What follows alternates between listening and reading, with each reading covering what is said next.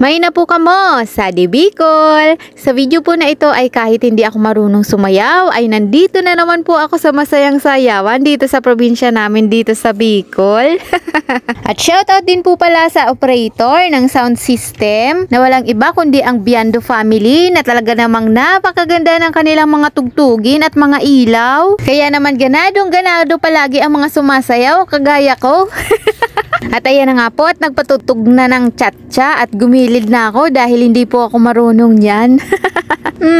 Comment nga po yung mga hindi rin marunong mag-tsa-tsa at magsama-sama tayo.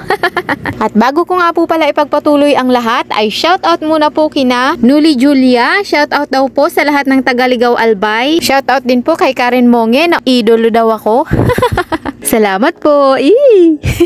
At syempre, hindi rin po magpapahuli ang inyong lingkod sa sayawan. At shoutout din po kay May Vilma na ganadong-ganado sumayaw. Oh ha? Magaling po yan sumayaw kahit medyo nadagdagan na ang edad.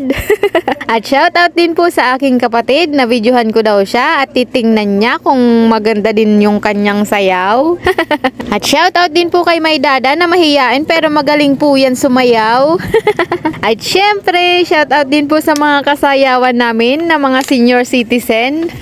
Mag-comment nga po kayo kung ganito rin ang sayawan sa inyong lugar tuwing ikalawang araw ng barangay fiesta at kung taga saan po kayo. Salamat po! At syempre, shoutout din po sa lahat ng mga kabarangay ko na nandito at lalong-lalo na po sa mga nakapunta dito na galing pa ng mga karatig barangay. At maraming salamat nga po pala sa mga patuloy na sumusubaybay sa aking talambuhay.